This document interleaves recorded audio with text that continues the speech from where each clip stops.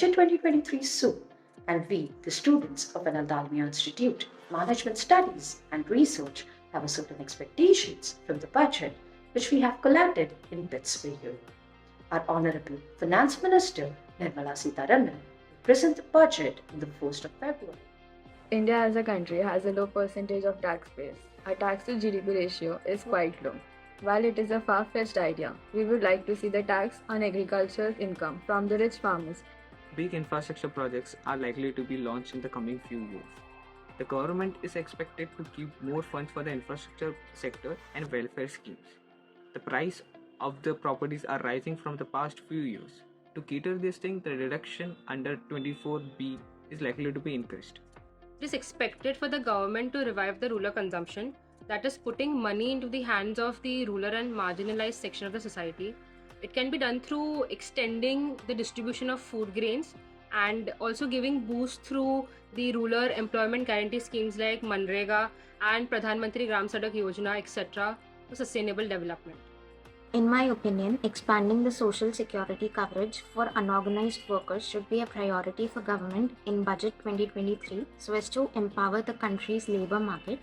Government should also plan on increasing allocation for upskilling of laborers by allocating more towards Skill India scheme. Last year's budget was largely driven by the pandemic and inflation. This year, being the last full year for the current government, I believe the budget will be prudent towards growth and employment.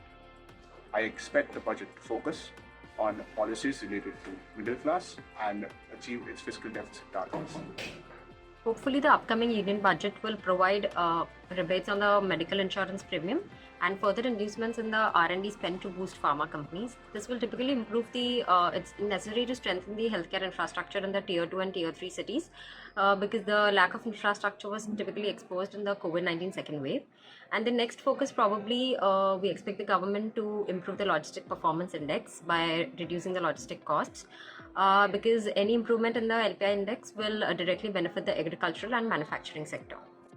Seeing that the private sector capital expenditure is strongly recovering post-COVID due to steady demand across the verticals, the central government may decide not to increase its capital spending in this fiscal year to the same extent as it did in the previous two budgets.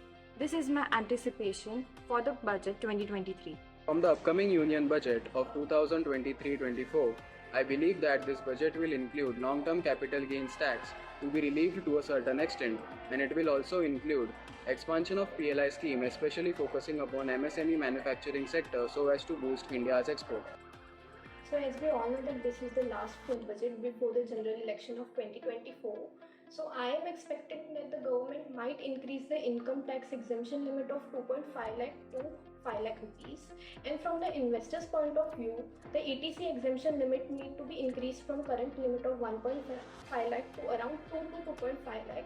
It is expected that the budget allocation towards education should be doubled from approximately 3% of the GDP to 6% of the GDP as suggested by NEP in 2020. Objective should be to increase the gross enrollment ratio in approximately 10 years.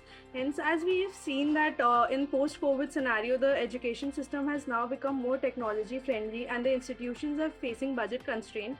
Hence, the budget should allocate more funds towards this and the institutions should get an upgradation for the same. Thank you. Hi, so I would like to talk on the issue of sustainability. This is a global issue faced by the humankind today. In order to solve that problem, all the governments and nations in the world should align with each other and take action on it. So Indian government can encourage specifically to the Indian businesses to declare the carbon footprint and give tax credit to the businesses who are carbon neutral.